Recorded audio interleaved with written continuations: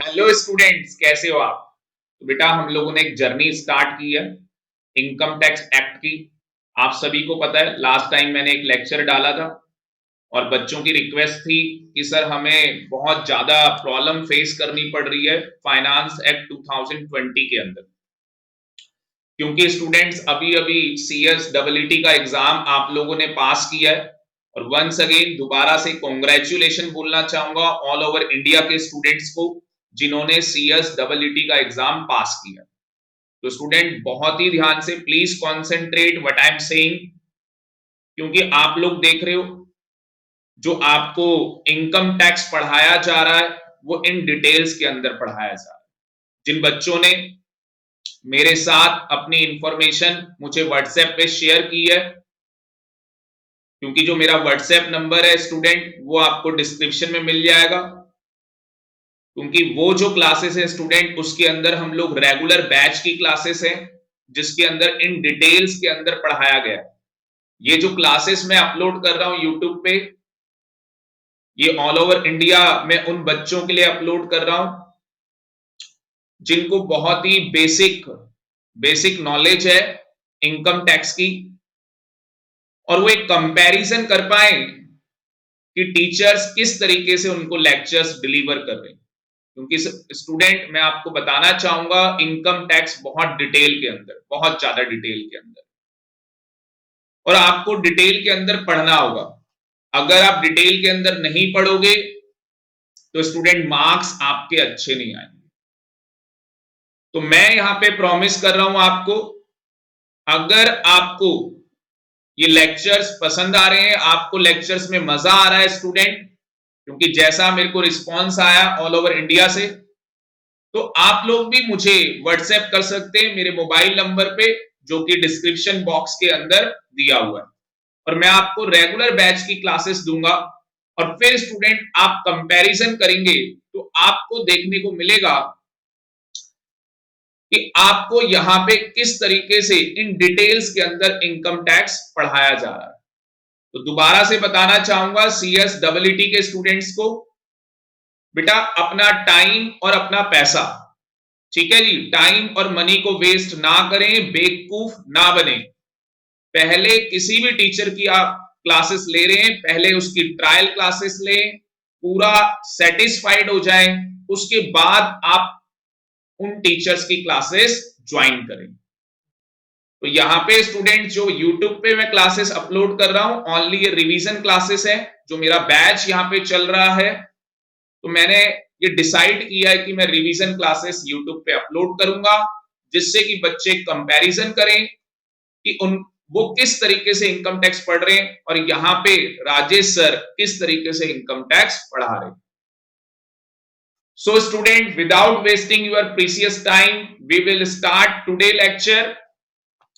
और आज के लेक्चर के अंदर स्टूडेंट हम लोग प्रैक्टिकल करने वाले। तो आज हम लोग सारा का सारा क्या करेंगे, प्रैक्टिकल करेंगे, क्योंकि बहुत डिमांड थी स्टूडेंट्स की कि सर फाइनेंस एक्ट 2020 के अंदर जो टैक्स रेट्स हैं उनके अंदर इश्यूज आ रहे हैं, प्रॉब्लम्स आ रही हैं बच्चों को प्रैक्टिकल क्वेश्चंस के अंदर। तो मैंने डिसाइड किया कि आज मैं बच्चों को प्रैक्टिकल क्वेश्चंस करवाऊंगा। बट स्टूडेंट प्रैक्टिकल क्वेश्चंस कराने से पहले मैं चाहता हूं कि मैं आपका प्रोविजन प्रोविजन जो इनकम टैक्स के प्रोविजंस हैं वो भी मैं आपके स्ट्रॉन्ग कर दूं, जिससे कि आपको पता लगे किस तरीके से इनकम टैक्स के प्रोविजंस को रीड किया जाता है और उसके बाद उसका इम्प्लीमेंटेशन प्रैक्टिकल क्वेश्चंस में किस तरीके से आता है। तो आज की क्लास में पूरा प्रैक्टिकल्स स्टूडेंट्स हम लोग करने जा रहे हैं। तो एक कॉपी पेन आप लोग निकाल लेंगे, और कॉपी पेन निकालने के बाद मैं आपको बढ़िया बढ़िया नोट्स यहाँ पे बनवाने जा रहा हूं। तो ये बढ़िया बढ़िया नोट्स आप लोग बनाएंगे और आज बहुत मजा आएगा आपको, क्योंकि स्टूडेंट जब हम प्रोविजंस को पढ़ते हैं और फिर उसको इंप्लीमेंट करते हैं प्रैक्टिकली तो बहुत इंटरेस्ट आता है।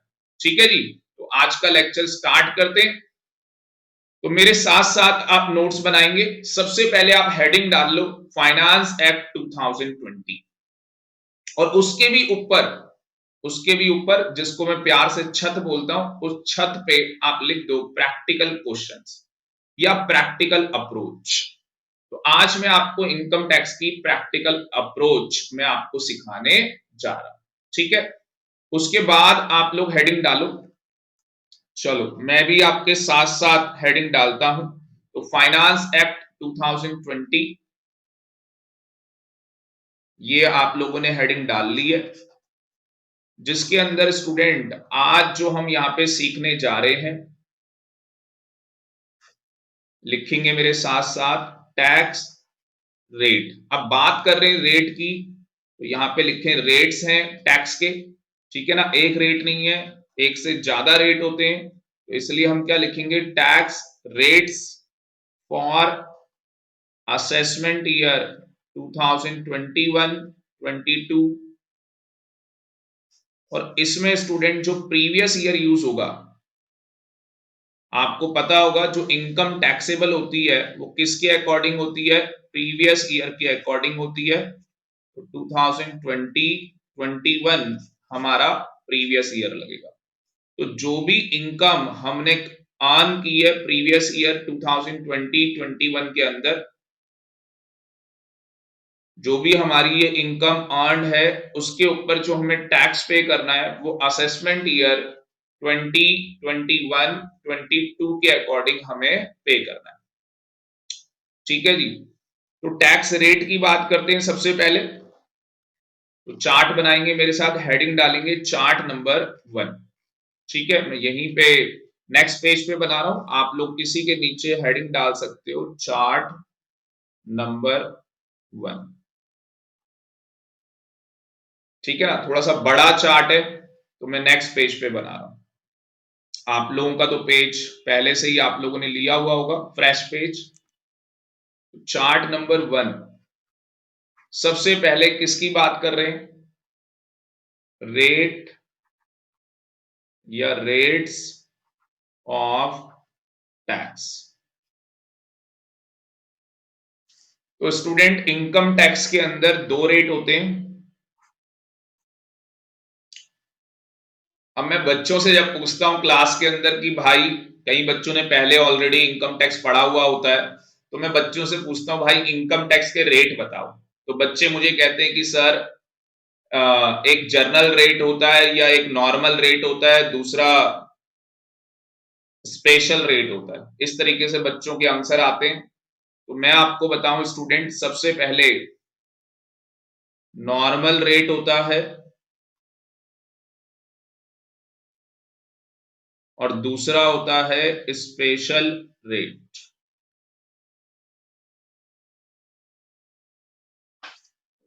तो बच्चों को बस इतना सा ही पता होता है कि नॉर्मल रेट होता है और स्पेशल रेट होता है, बट स्टूडेंट नॉर्मल रेट के आगे की भी कहानी है। नॉर्मल रेट के आगे की भी कहानी है जो बच्चों को पता नहीं होती है। तो नॉर्मल रेट के आगे दो रेट होते हैं, एक होता है स्टूडेंट स्लैब रेट। कौन सा रेट होता है, आप मेरे साथ बोलेंगे, स्लैब रेट होता है। कौन सा रेट होता है जी, स्लैब रेट होता है, ठीक है। और दूसरा रेट होता है स्टूडेंट फ्लैट रेट। तो पहले इनकम टैक्स, जो इनकम टैक्स वाला है, मैं कहता हूं इनकम टैक्स वाला एक काला आदमी है, और ये स्टूडेंट काला आदमी मतलब भयंकर सा जो आदमी है, ये पहले मारता है एक स्लैब और फिर कर देता है फ्लैट। तो पहले लगता है स्लैब रेट, ठीक है जी, मतलब कि कुछ ऐसे लोग हैं जिनके ऊपर स्लैब रेट एप्लीकेबल है और कुछ ऐसे लोग हैं जिनके ऊपर फ्लैट रेट एप्लीकेबल है। अब स्टूडेंट कहानी यहां पे खत्म नहीं होती, कहते हैं ना पिक्चर अभी बाकी है मेरे दोस्त। तो असली जो पिक्चर है वो यहां से स्टार्ट होगी। तो सबसे पहला क्वेश्चन मेरा ये आता है कि जो ये नॉर्मल रेट है ये कहां पे गिवन होते हैं। तो नॉर्मल रेट स्टूडेंट कहां पे गिवन होते हैं, फाइनेंस एक्ट के अंदर गिवन होते हैं। और हमें कौन सा फाइनेंस एक्ट पढ़ना है, 2020।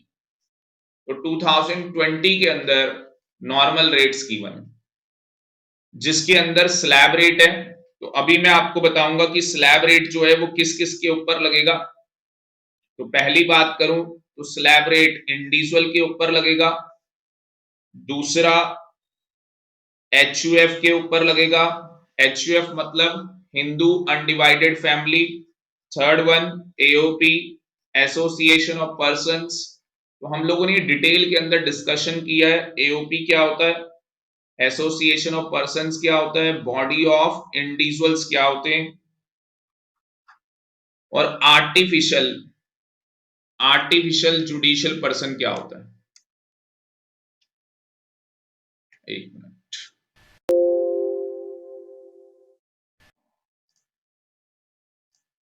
और लास्ट है हमारे पास fifth one, artificial judicial person.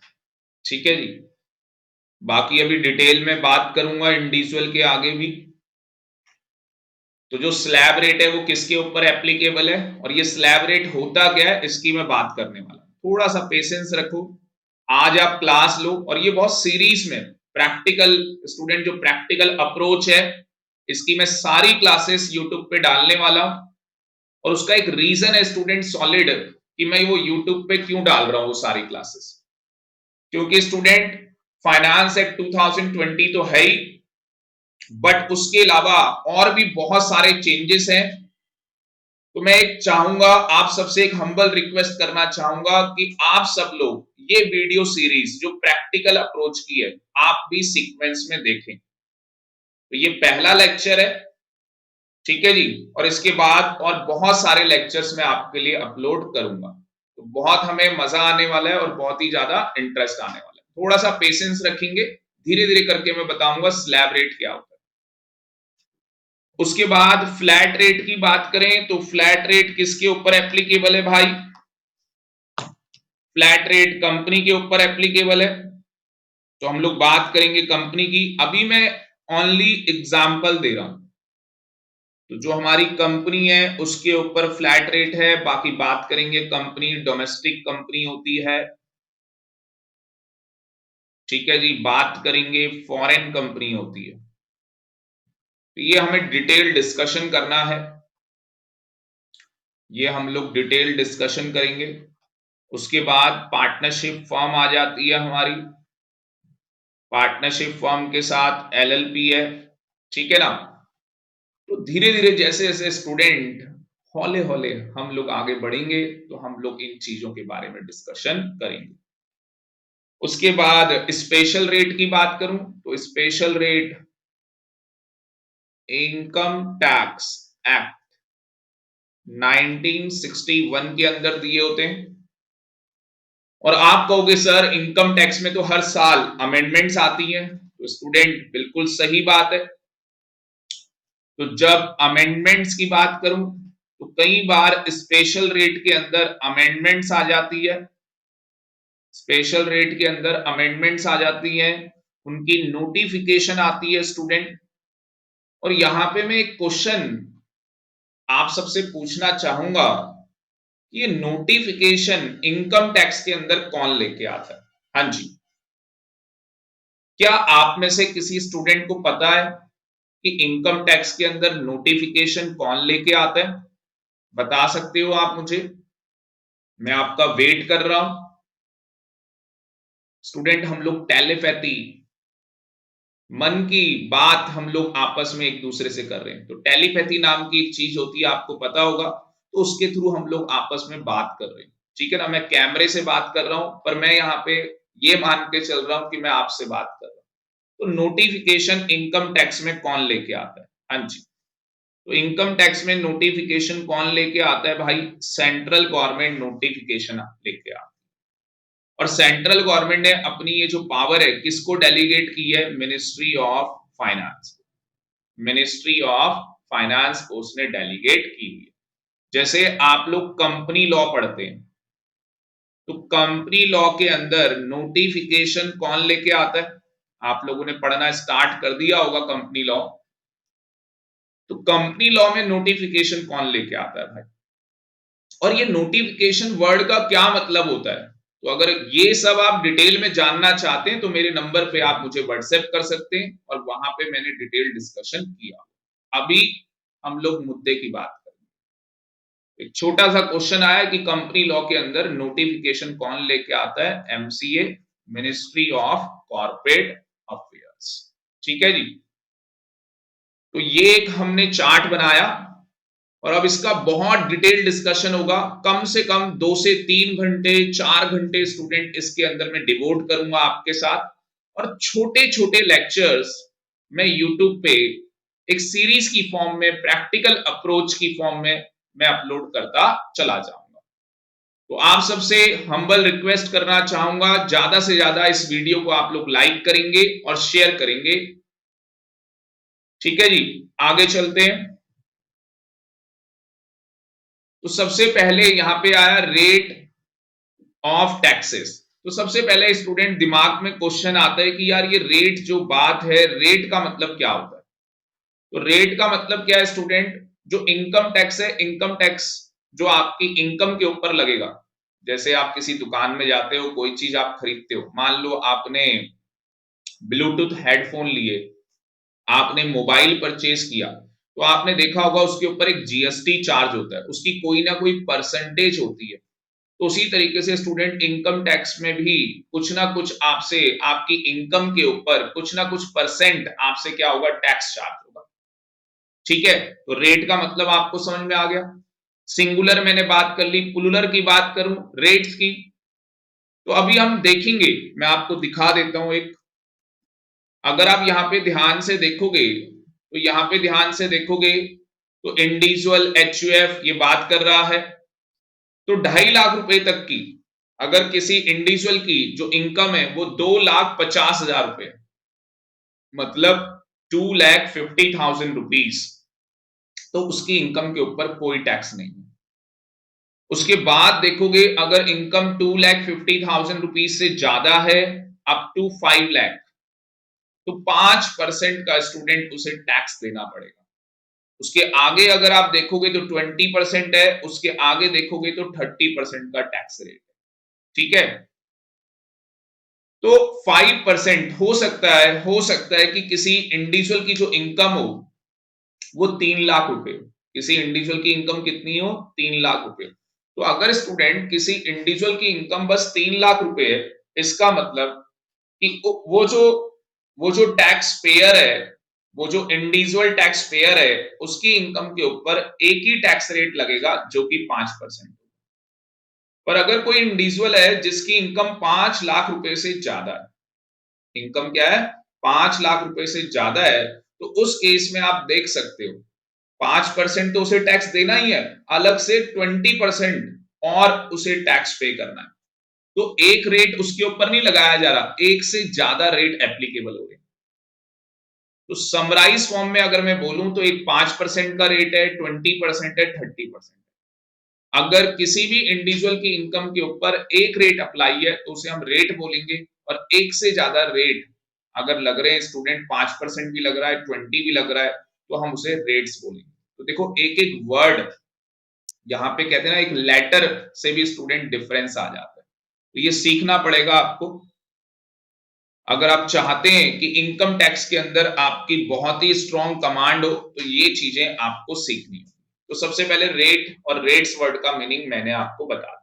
उसके बाद नॉर्मल रेट, ये आज हमारा डिस्कशन का मुद्दा रहेगा, और स्पेशल रेट हम लोग आगे आने वाले लेक्चर्स के अंदर बात करें।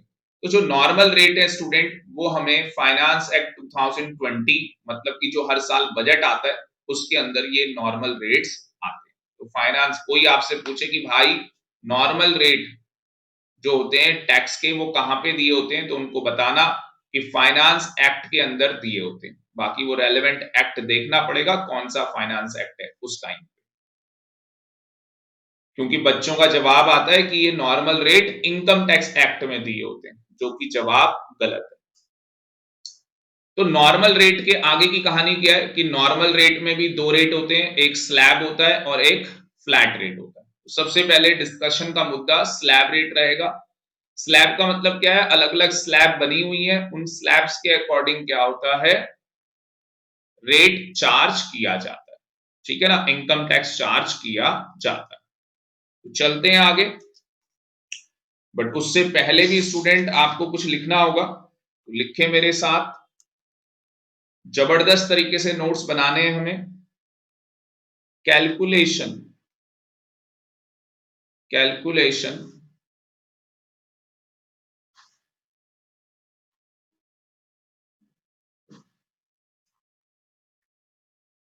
Calculation of tax on income.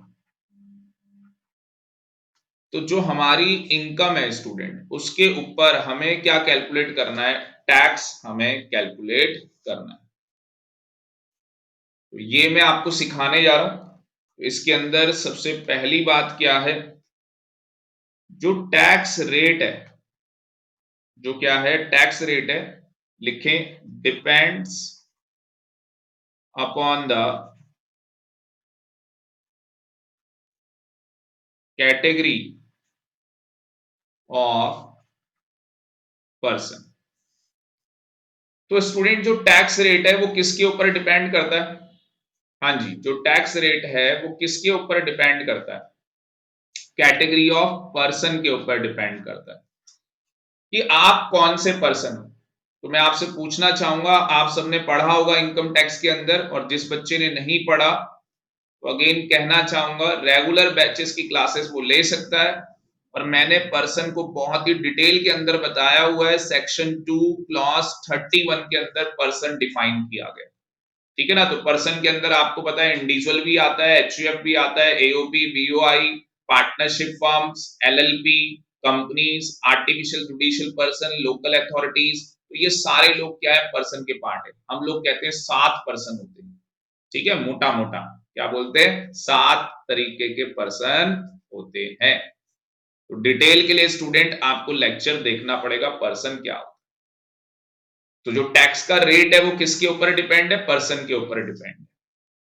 सबसे पहली बात आपको याद रखनी है। तो सबसे पहले आपको ये चेक करना पड़ेगा कि भैया जो मुझे टैक्स रेट लगाना है वो टैक्स रेट तो बाद में लगाऊंगा, सबसे पहले ये चेक करूंगा कि वो पर्सन कौन सा है।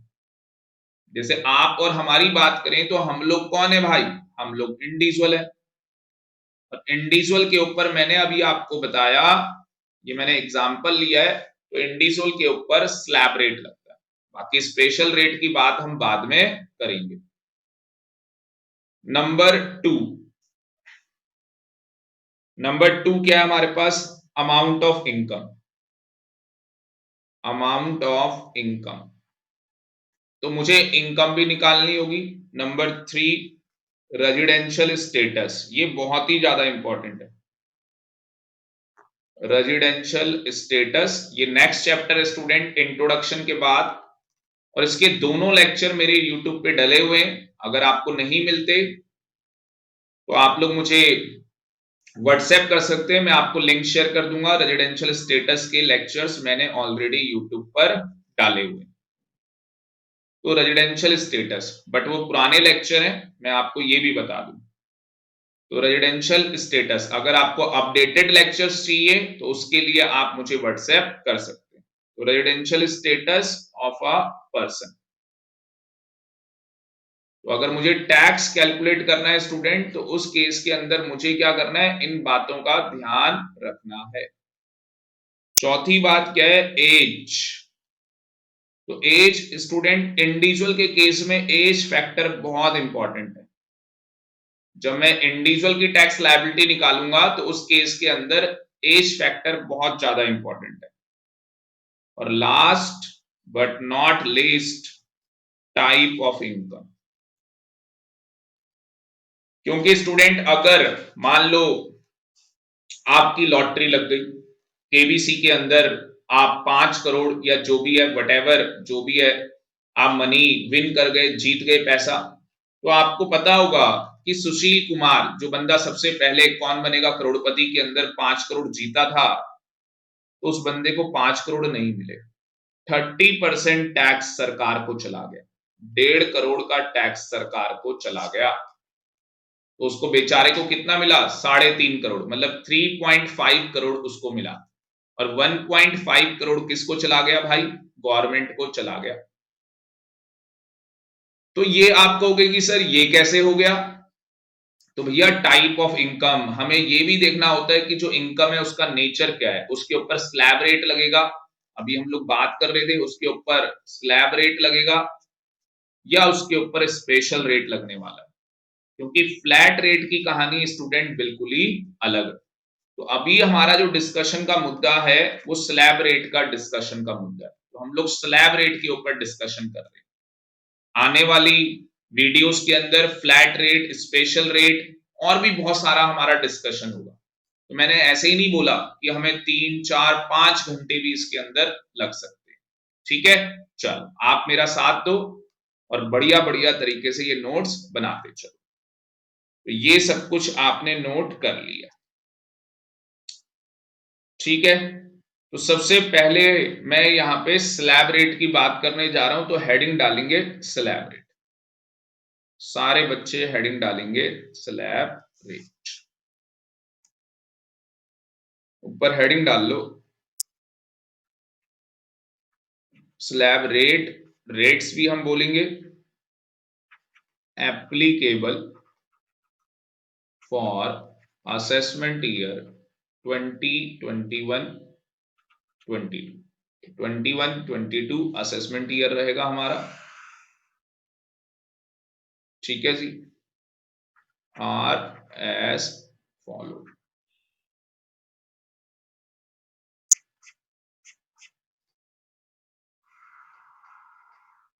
ये काम। सबसे पहले हम लोग स्लैब रेट की बात करें, ठीक है। तो सबसे पहले इसमें पहली बात करूं, चार्ट की फॉर्म में आप बना लेंगे। इसके अंदर जो हम स्लैब रेट यहां पे बात कर रहे हैं वो हम किसके रिगार्डिंग बात कर रहे हैं भाई, इंडिविजुअल के रिगार्डिंग हम लोग बात कर रहे हैं,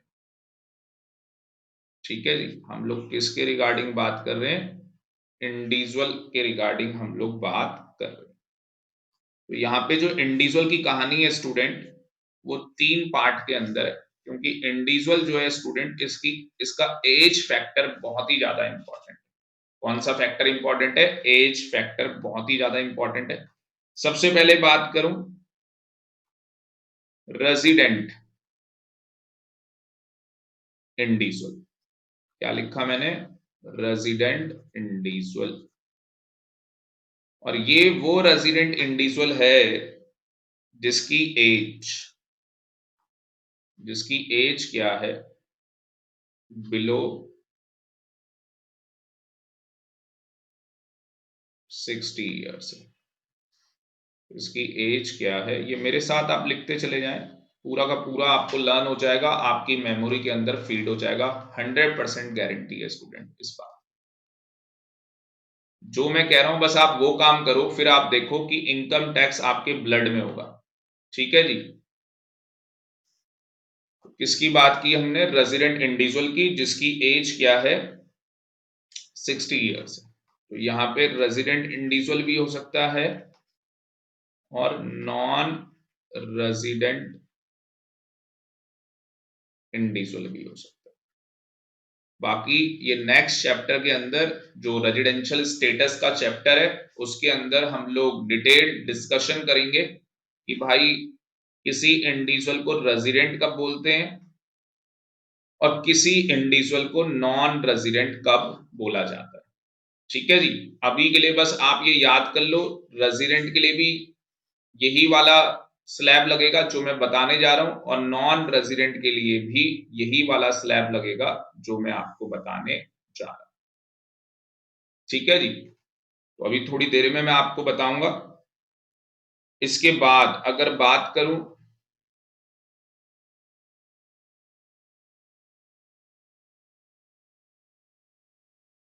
ये हमारी कैटेगरी 1 हो गई, फर्स्ट कैटेगरी, ये सेकंड कैटेगरी हो जाएगी और ये थर्ड कैटेगरी हो जाएगी।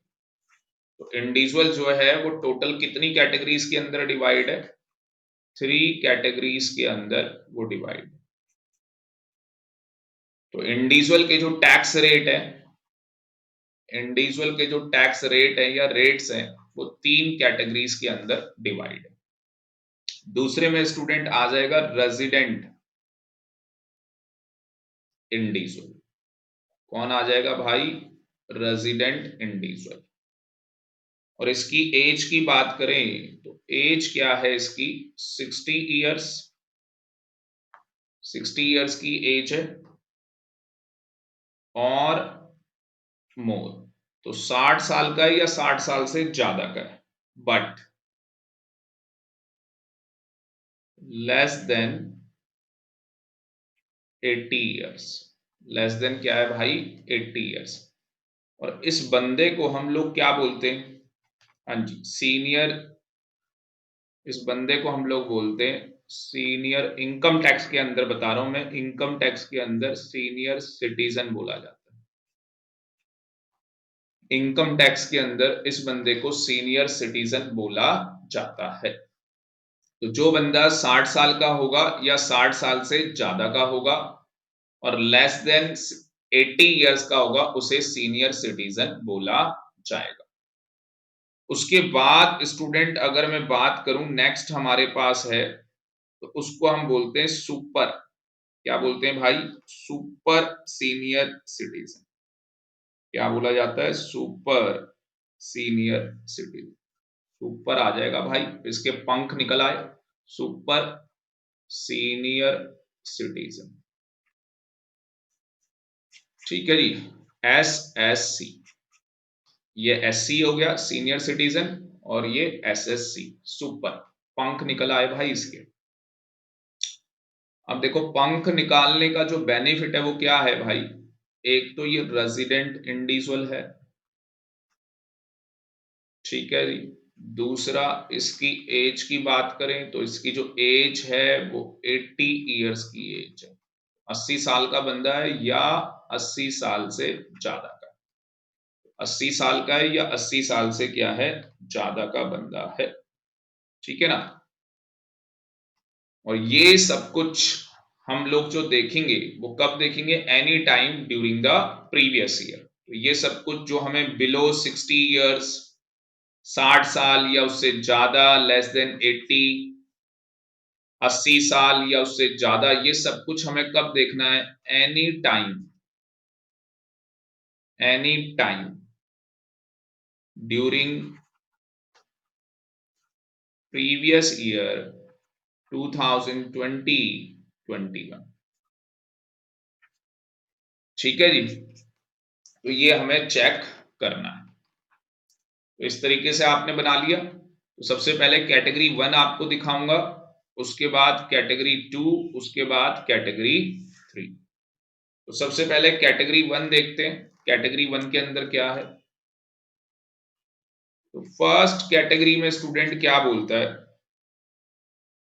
अगर आपकी टोटल इनकम, अगर आपकी टोटल इनकम, एक टोटल इनकम लिख लेंगे आप लोग, ठीक है। एक आप बना लेंगे टैक्स रेट,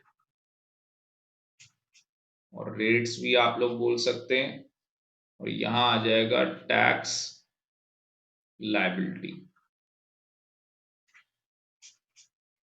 जो कि हमेशा रुपीस में आएगा, ठीक है जी।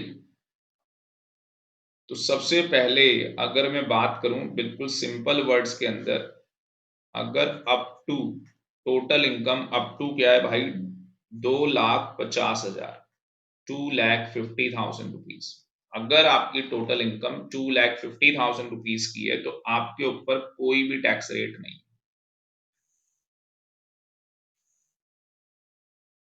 आपके ऊपर कोई भी टैक्स रेट नहीं है, मतलब कि आपकी जो टैक्स लायबिलिटी होगी वो जीरो होगी। आपकी टैक्स लायबिलिटी क्या होगी, जीरो होगी, आपको कोई भी टैक्स पे नहीं करना। पर अगर आपकी इनकम 2.5 लाख रुपए से क्या है ज्यादा है, तो 2.5 लाख मैं कहूंगा 10 रुपए होनी चाहिए। आप कहोगे सर क्यों, इसका रीजन बताऊंगा। 2.5 लाख 10 रुपए होनी चाहिए, इससे ज्यादा होनी चाहिए, ठीक है ना। और कहां तक है भाई, 5 लाख रुपए तक है,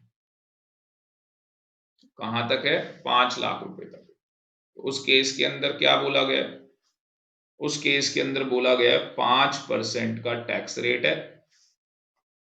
तो अगर स्टूडेंट आप यहां पे देखोगे, ये 10 रुपए की कहानी मैं आपको बताऊंगा, कई लोग नहीं बताते, चलो मैं अभी बता देता हूं आपको। आपको पता है सबसे पहले इनकम टैक्स में आप लोग टोटल इनकम निकालोगे,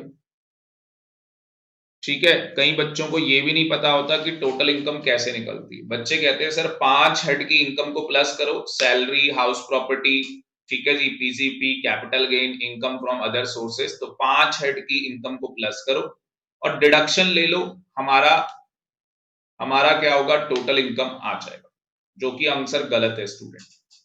तो मैं आपको दोबारा बता दूं, 5 हेड की इनकम तो आपको प्लस करनी है, salary, house property, PGP, capital gain, income from other sources. साथ में आपको 2 एडजस्टमेंट करनी होती है, जिसके अंदर क्लबिंग के प्रोविजंस होते हैं और सेट ऑफ के प्रोविजंस होते हैं। तो कई बच्चों को मेरी ये बात समझ में नहीं आ रही होगी, जो डायरेक्टली प्रैक्टिकल अप्रोच की क्लासेस देख रहे हैं। यार हमें तो यही सिखाया था कि टोटल इनकम कैसे निकलती है, 5 हेड की इनकम प्लस करो, डिडक्शन ले लो, टोटल इनकम आ जाएगी। तो स्टूडेंट अगर आप अपनी थ्योरी स्ट्रॉन्ग करना चाहते हैं तो बार बार आपको मैं ये बोल रहा हूं, आप लोग मेरे नंबर पे मुझे व्हाट्सएप कर सकते हैं।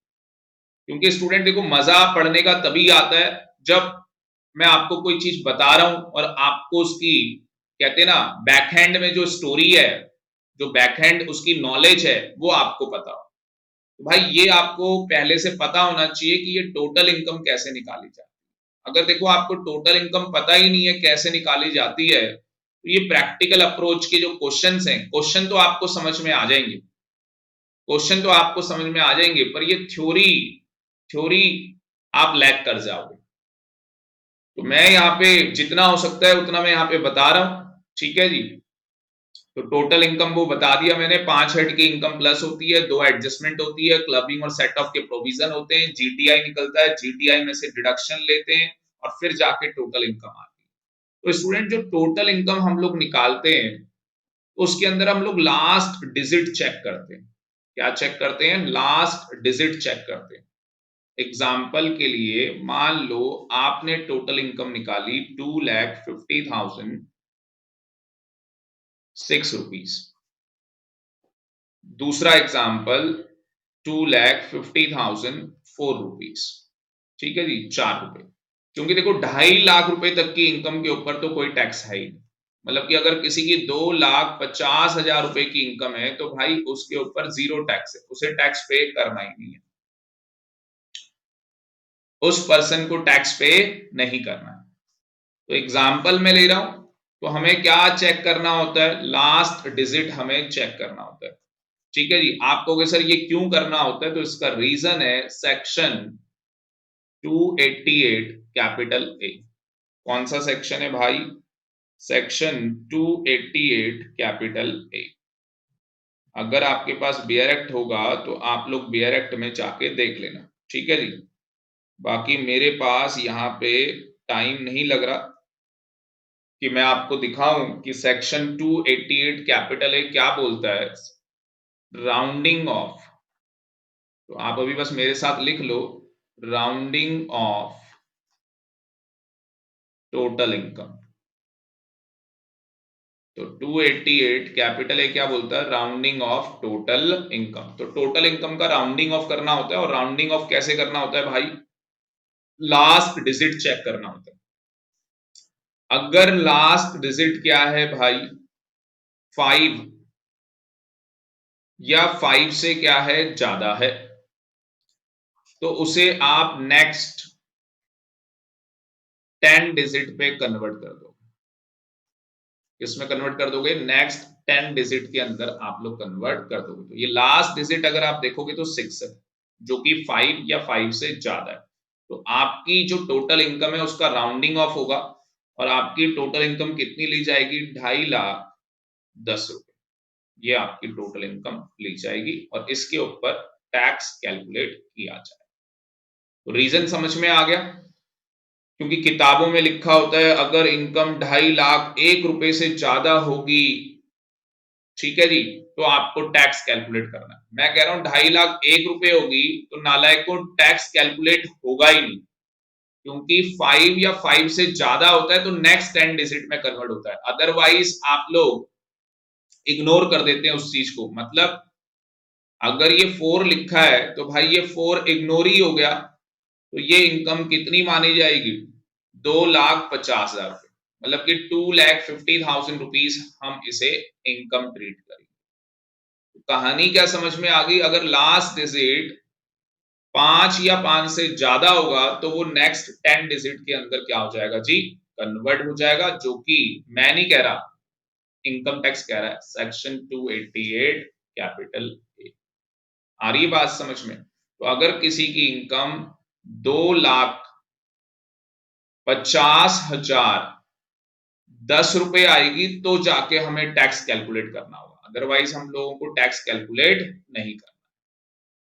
आगे जी बात समझ में? Yes sir. इसके साथ साथ एक सेक्शन और बता देता हूं, सेक्शन 288 कैपिटल बी, जो कि हमें बोलता है, ये भी आप लिख लो मेरे साथ साथ, राउंडिंग ऑफ टैक्स पेबल। जो भी स्टूडेंट हमारा क्या आएगा? टैक्स पेबल आएगा, जो भी हमारा क्या आएगा? टैक्स पेबल आएगा, उसका भी हमें राउंडिंग ऑफ करना होगा। तो अगेन उसके लिए भी हमें क्या करना होगा? लास्ट डिजिट चेक करना होगा हमें। हम लोग लास्ट डिजिट क्या करेंगे? चेक करेंगे। और अगर मेरा लास्ट डिजिट अगेन 5 या 5 से ज्यादा आ रहा है भाई, तो नेक्स्ट 10 डिजिट में मेरा टैक्स पेबल कन्वर्ट हो जाएगा। एग्जाम्पल के लिए मुझे 2.5 लाख की इनकम के ऊपर कोई भी टैक्स पे नहीं करना, मतलब कि जीरो है मेरा टैक्स। अब मान लेते हैं कि मेरी जो इनकम थी वो कितनी थी भाई? 2.5 लाख रुपए से थोड़ी ज्यादा थी, 2.5 लाख मतलब कि 2,50,010 रुपए थी, 2,50,010 रुपीज मेरी इनकम थी। तो मुझे पहले 2,50,000 रुपीज के लिए मुझे कोई टैक्स पे नहीं करना, नील, जीरो टैक्स आ गया। बैलेंस कितना बचा भाई? 10 रुपए। बाकी के जो ये बैलेंस 10 रुपीज है, इसके ऊपर रेट कितना है? 5% है रेट। कितना आ जाएगा? निकाल के देख लो आप कैलकुलेटर में निकाल के देख लो। 10 रुपए का मल्टीप्लाई कर दो 5%, कितना आ जाएगा जी? 0.5 आ जाएगा, मतलब कि 50 पैसे जाओगे देने के लिए, इनकम टैक्स वाले को 50 पैसे देने जाओगे कि ले भाई 50 पैसे का टैक्स निकला है, ले ले। तो मैं आपको बता दूं, इनकम टैक्स के अंदर जो पैसे होते हैं भाई वो इग्नोर किए जाते हैं, पैसे तो लेता ही नहीं। इनकम टैक्स वाला कहता है, क्या समझाया मैंने? हाँ, कि हम लोग वो क्या बोलते हैं उसको, भिखारी है हम लोग, भिखारी समझते हो हमें, तो हमें पैसे तो चाहिए ही नहीं। तो भाई सबसे पहली बात, पैसा इनकम टैक्स के अंदर इग्नोर किया गया। दूसरी बात, जो भी आपका टैक्स आएगा उसका आपको क्या करना है? राउंडिंग ऑफ करना है, सेक्शन 288 कैपिटल बी बोलता है। इसका मतलब कि किसी की इनकम 2,50,010 रुपए होती है तो भी वो टैक्स पे नहीं करता। तो एक मान लो मैंने इनकम ले ली भाई 3 लाख रुपए, कि किसी की इनकम कितनी है? 3 लाख रुपए है। तो मुझे बताओ उस केस में पहले 2.5 लाख पे कोई टैक्स नहीं लगेगा, बैलेंस कितना बच गया भाई? 50,000। इस 50,000 के ऊपर कितना टैक्स लगेगा? 5%। और वो 5% कितना आएगा बताओ? 50,000 का 5% कितना आएगा? हाँ जी, 2,500 रुपए। कितना आएगा? 2,500 रुपए। आ रही बात समझ में? बाकी इसकी आगे कैलकुलेशन होनी है, उस कैलकुलेशन में अभी नहीं जा रहा। मैं आपको यहाँ पे क्या समझाना चाहता हूँ? मैं आपको यहाँ पे समझाना चाहता हूँ कि जो आपका टैक्स पेबल निकलेगा उसका आपको राउंडिंग ऑफ करना है। और राउंडिंग ऑफ क्या होगा कि अगर लास्ट डिजिट 5 या 5 से ज्यादा आ रहा है तो वो नेक्स्ट 10 डिजिट में कन्वर्ट हो जाएगा। ठीक है ना? क्योंकि यहाँ पे एक कहानी है, सेक्शन 87 कैपिटल ए की, रिबेट की, वो मैं अभी डिस्कशन नहीं करना चाहता, बार बार बताना चाहूंगा स्टूडेंट, वो डिस्कशन मैं अलग से करूंगा। आ रही है जी बात समझ में? तो यहां ओनली जो मेरा फोकस एरिया है सेक्शन 288 कैपिटल बी है, अगर आपका टैक्स पेबल जो आ रहा है उसका लास्ट डिजिट, मान लो आपका टैक्स पेबल आ रहा है भाई 4 रुपए, तो क्या 4 रुपए का टैक्स इनकम टैक्स को पे करना होता है? बताओ मुझे, क्या 4 रुपए इनकम टैक्स को पे करने पड़ेंगे? खुद बताओ मुझे। अगर 4 रुपए का टैक्स आ रहा है, नहीं पे करने पड़ेंगे। बात समझ में आ रही है? क्योंकि भैया हमें राउंडिंग ऑफ किस में करना होता है? नेक्स्ट 10 डिजिट में, तो 4 को तो इग्नोर कर देंगे। तो अगर किसी का टैक्स मान लो 20,000 4 रुपए आ रहा है, तो भैया उसको जो टैक्स है वो 20,000 टैक्स पे करना है। कितना टैक्स पे करना है? 20,000। पर किसी का अगर टैक्स आ रहा है 20,006 रुपीज या 5 रुपीज, तो उसे 20,000 10 रुपीज का टैक्स पे करना पड़ेगा। क्योंकि अगर लास्ट डिजिट 5 या 5 से ज्यादा आ रहा है तो नेक्स्ट 10 डिजिट के अंदर कन्वर्ट करना होगा। तो उम्मीद करता हूं कि इतना आपको समझ में आ गया होगा। उसके बाद स्लैब रेट में आ जाओ दोबारा से। तो अगर इनकम 2,50,10 रुपए से क्या होगी भाई?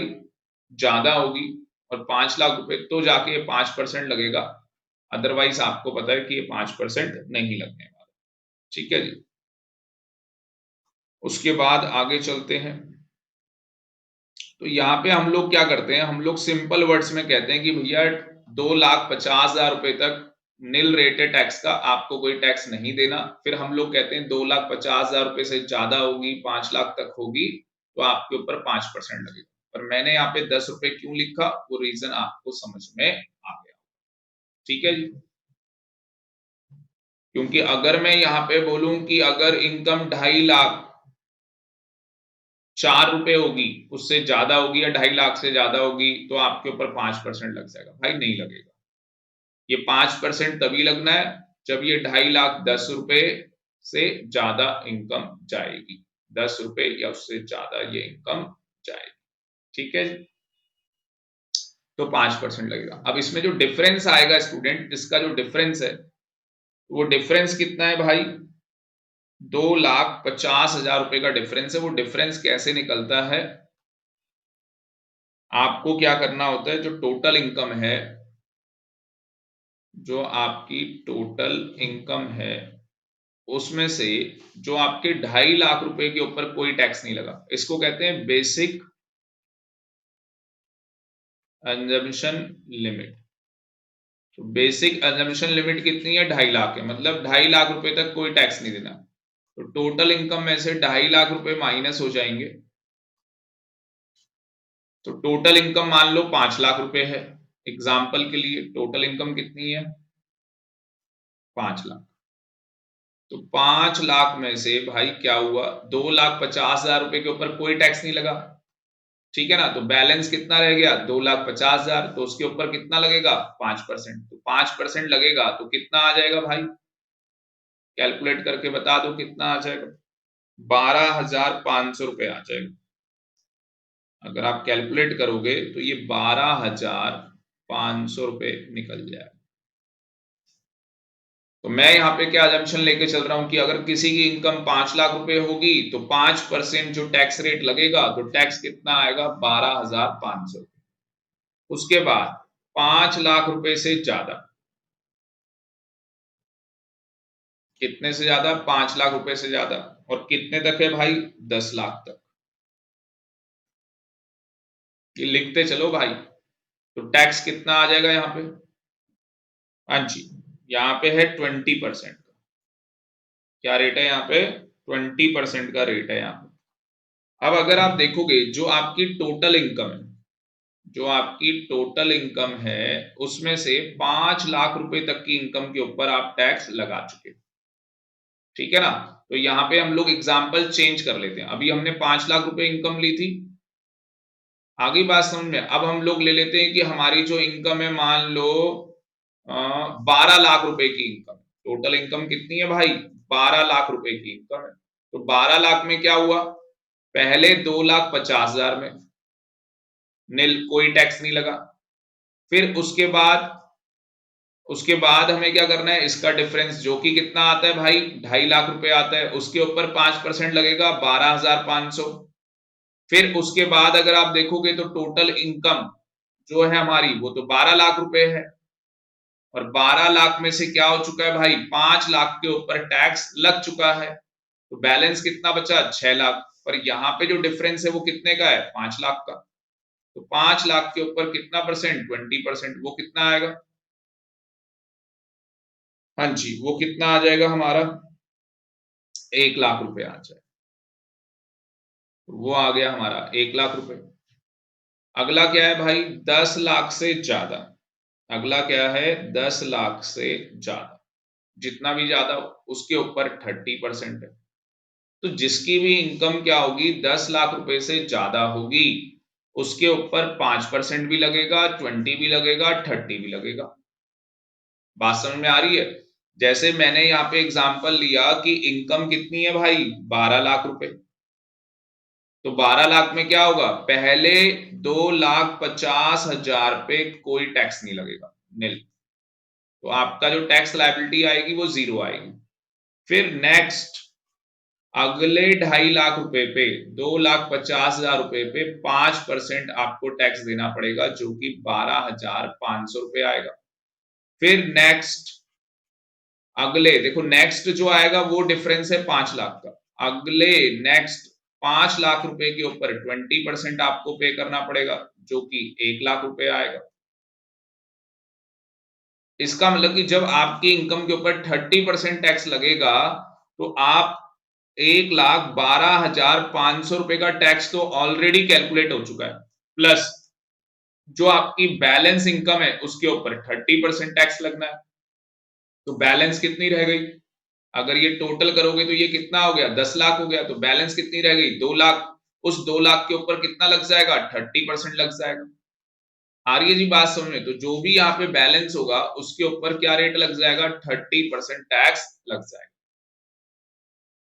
अब स्टूडेंट हम लोग इसके प्रैक्टिकल क्वेश्चंस लेंगे, जिससे कि हमारा कॉन्सेप्ट और क्लियर हो जाए। बट उससे पहले 2 कैटेगरी है, वो भी मैं आपको जल्दी जल्दी बता दूं, ठीक है ना। तो जल्दी से वो 2 कैटेगरी देख लेते हैं हम लोग, सीधे बुक के अंदर आ जाते हैं।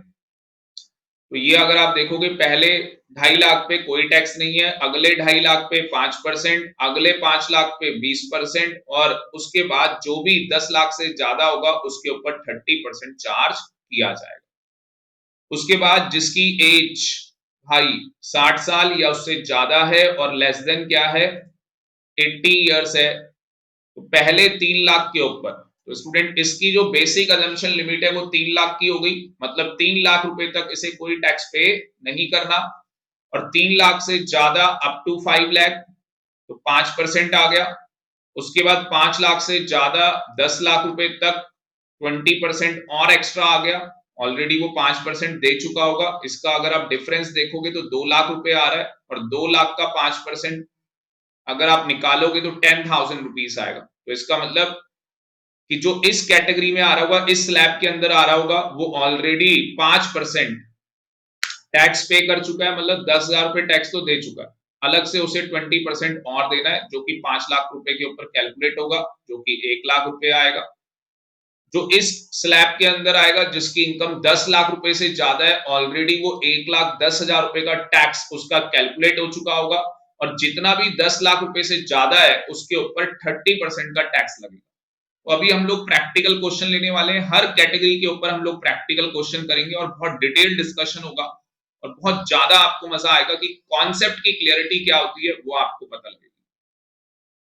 उसके बाद सुपर सीनियर सिटीजन भाई, जिसके पंख निकल आए थे, 5 लाख रुपए सरकार ने बोल दिया भाई, जी ले अपनी जिंदगी, 5 लाख रुपए तक कोई टैक्स नहीं ले रहे तुझसे, क्योंकि तू 80 साल का हो गया है, और 5 लाख रुपए से ज्यादा है, और 10 लाख। ये ध्यान देना आप, इसमें 5% वाला टैक्स नहीं है, इसमें 5% वाला टैक्स नहीं है। कल स्टूडेंट अगर आप प्रोफेशनल बन जाते हैं और आपसे कोई पूछे कि ऐसा कौन सा टैक्स पेयर है जिसके ऊपर रेट लगता ही नहीं, जिसके ऊपर रेट लगता ही नहीं है, मतलब भैया, अगर सुपर सीनियर सिटीजन की इनकम 5 लाख रुपए से ज्यादा होगी तो स्टूडेंट उस केस के अंदर रेट नहीं लगेगा, मतलब 5% का रेट तो नहीं लगने वाला, सीधे क्या होगा भाई, 20% लग जाएगा। पर इनकम क्या होनी चाहिए, 5 लाख रुपए से ज्यादा होनी चाहिए। आगे जी बात समझ में।